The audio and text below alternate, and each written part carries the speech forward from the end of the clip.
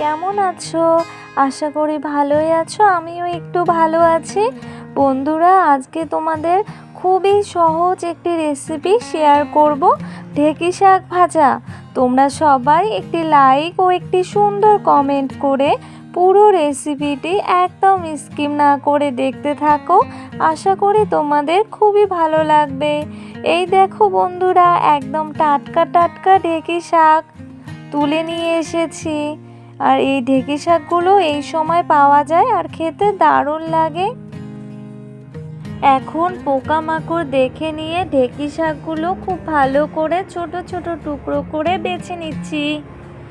বন্ধুরা, তোমাদের কার কার ঢেঁকি শাক খেতে ভালো লাগে অবশ্যই কমেন্টে জানাবে। কিন্তু আমার তো ঢেঁকি শাক খেতে দারুণ লাগে। একদম টাটকা টাটকা ঢেঁকি শাক, এগুলো কিন্তু একটু জঙ্গলে আর রাস্তার ধারে এরকম পথে ঘাটে এগুলো ঢেঁকি শাক পাওয়া যায়, একদম টাটকা। আমার তো ঢেঁকি শাক খেতে খুবই ভালো লাগে, তো ভাবলাম তোমাদেরও একটু শেয়ার করি ঢেঁকি শাক ভাজা। প্লিজ প্লিজ বন্ধুরা, একদম স্কিপ না করে আমার এই ছোট্ট পুরো রেসিপিটি দেখতে থাকো। আশা করি তোমাদের খুবই ভালো লাগবে।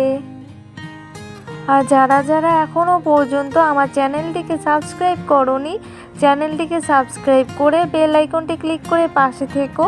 এভাবে করে সবগুলো ঢেঁকি শাক বেছে নেব। ঢেঁকি শাকগুলো বেছে নিয়ে জল দিয়ে একদম পরিষ্কার করে ধুয়ে নিয়েছি। দেখো ঢেঁকি শাকগুলো কত সুন্দর দেখা যাচ্ছে, একদম টাটকা টাটকা ঢেঁকি শাক, খেতে কিন্তু দারুণ লাগে।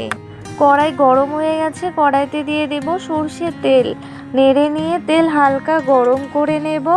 এবার তেলের মধ্যে ফোড়নে দিয়ে দেব দুটো চেরা কাঁচা লঙ্কা আর দিয়ে দেব একটি ছোট মাপের পেঁয়াজ কুচি। এবার নেড়ে নিয়ে লালচে করে ভেজে নেব। তোমরা এখানে কালো জিরেও দিতে পারো। পেঁয়াজ লালচে করে ভেজে নেওয়া হয়ে গেছে। এবার এখানে পরিষ্কার করে ধুয়ে রাখা ঢেঁকি শাকগুলো দিয়ে দেব। তোমরা যারা যারা সব সময়ের জন্য আমার রান্নার ভিডিওগুলি ফলো ওয়াচ করো, তাদেরকে জানাই অনেক ধন্যবাদ ও অসংখ্য ভালোবাসা। এবার সব কিছু খুব ভালো করে নেড়ে নিচ্ছি।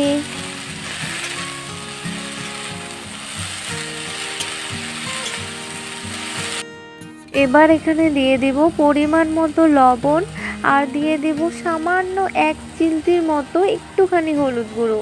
তোমরা এখানে হলুদ গুঁড়ো নাও দিতে পারো। এবার সব কিছু নেড়ে নিয়ে ঢেঁকি শাক খুব ভালো করে ভেজে নিব।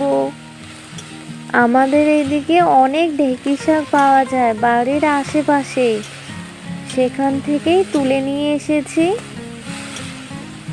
একদম টাটকা টাটকা। প্লিজ প্লিজ বন্ধুরা, তোমরা আমার সাথে থেকো আর পুরো রেসিপিটি দেখতে থাকো। তোমরা সাথে না থাকলে আমি তো এগোতেই পারবো না, তাই না? তোমাদের ভালোবাসা আর আশীর্বাদে আমি যেন এগোতে পারি। ঢেঁকি শাক ভাজা হয়ে গেছে। দেখো বন্ধুরা, ঢেঁকি শাক ভাজা কতটা কমে গেছে, তাই না? এবার ঢেঁকি শাক ভাজা নামিয়ে নেব। এই ঢেঁকি শাক ভাজা খেতে আমার তো দারুণ লাগে। সকাল সকাল গরম গরম ভাত, আলু মাখা আর ঢেঁকি শাক ভাজা খেতে কিন্তু আমার সেই লাগে। বন্ধুরা, তোমরা অবশ্যই বাড়িতে একবার এভাবে ট্রাই করো। আশা করি তোমাদেরও খুবই ভালো লাগবে।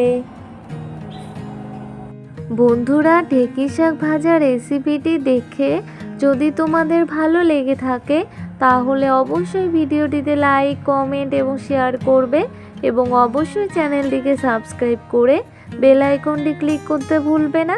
আজকে এই পর্যন্তই, দেখা হবে পরের ভিডিওতে। তোমরা সবাই ভালো থেকো, বাই।